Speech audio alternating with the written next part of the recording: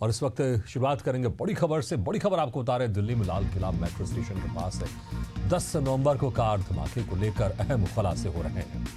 और वहीं इसी बीच प्रधानमंत्री नरेंद्र मोदी एलएनजेपी अस्पताल में घायलों से उन्होंने मुलाकात की। भूटान से लौटने के बाद पहुंचे एलएनजेपी अस्पताल। दिल्ली ब्लास्ट के घायलों से मुलाकात की तस्वीर आपको दिखा रहे हैं, जहां पर प्रधानमंत्री नरेंद्र मोदी सीधे अस्पताल पहुंचे भूटान से लौटने के बाद। और सरकार उनके साथ खड़ी है, उनके जो इस संकट की घड़ी में सरकार खड़ी है। और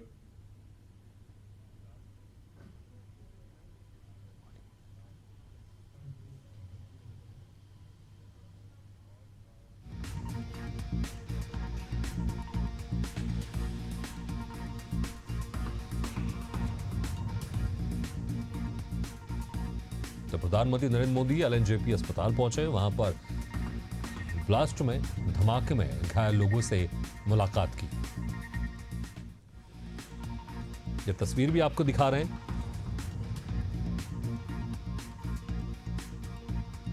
प्रधानमंत्री नरेंद्र मोदी भूटान से लौटने के बाद सीधे अस्पताल पहुंचे और घायलों से मुलाकात की एलएनजेपी अस्पताल में।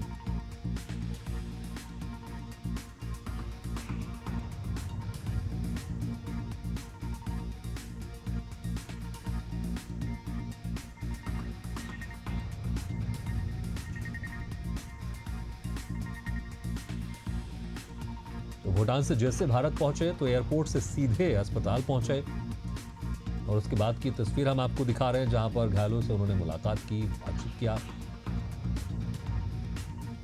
करीब आधा घंटा वो अस्पताल में रहे।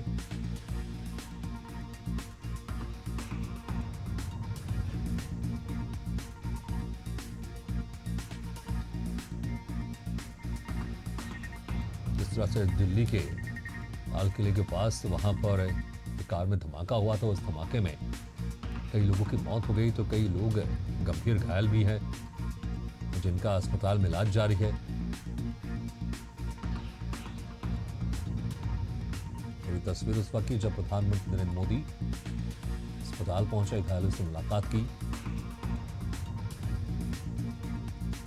तकरीबन वो आधा घंटा रहे और वहां पर मौजूद घायलों से उन्होंने बातचीत की, उनसे मुलाकात की।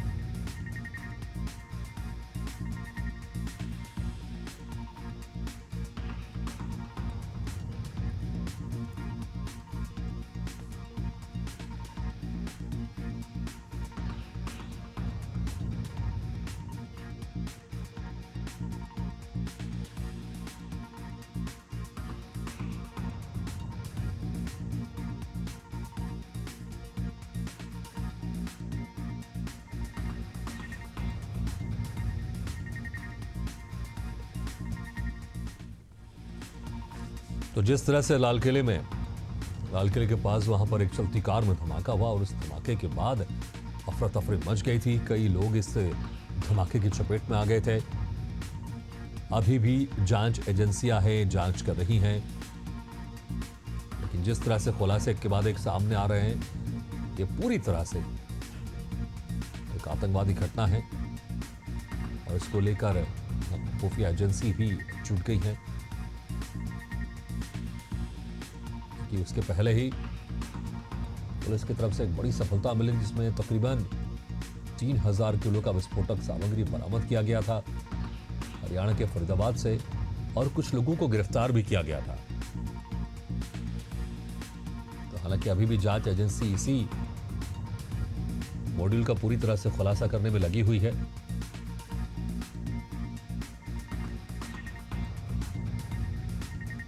तो इस धमाके में कई सिविलियंस की मौत हो गई और कई लोग घायल हो गए। तो प्रधानमंत्री नरेंद्र मोदी जैसे ही भूटान से आज भारत वापस लौटे, वो एयरपोर्ट से सीधे अस्पताल पहुंचे और उन्होंने घायलों से मुलाकात की।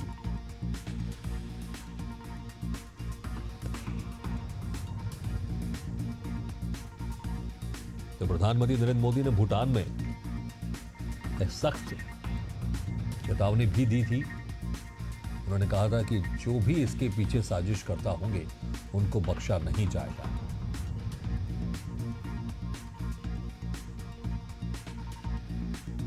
और हमने देखा भी जिस तरह से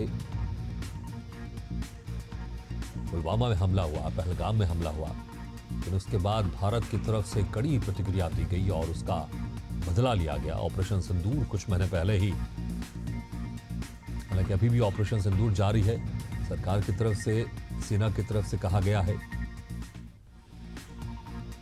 लेकिन इस वक्त सरकार की सबसे पहले यही कोशिश है कि जो घायल हैं वो घायल जल्द से जल्द ठीक होकर पूरी तरह से स्वस्थ हो, और दूसरी तरफ सुरक्षा एजेंसी अपना काम तो कर ही रही है।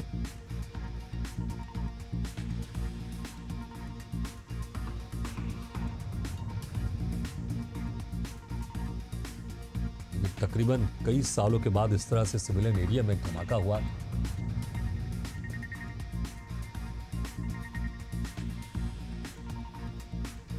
और जिस दिन ये धमाका हुआ उसी दिन कुछ घंटे पहले ही कई आतंकवादियों को पकड़ा भी गया था, और कई ऐसे लोग थे जो आतंकवाद का समर्थन करते थे, और इस साजिश में उनके शामिल होने की पूरी तरह से पुख्ता सबूत लगातार खुफिया एजेंसी को मिलते जा रहे हैं।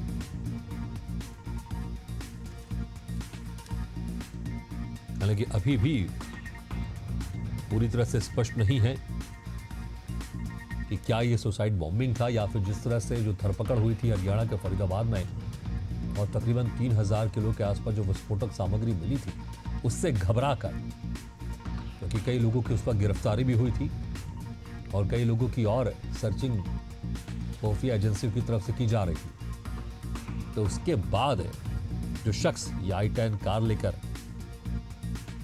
लाल किले के सामने से जा रहा था, क्या उसका टारगेट वही था या फिर वो कहीं और इस विस्फोटक सामग्री को लेकर जा रहा था?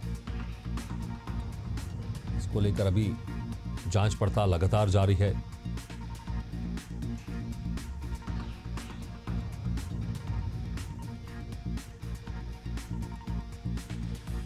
और अभी भी कई लोगों की गिरफ्तारी इसमें एक के बाद एक सामने आ रही है।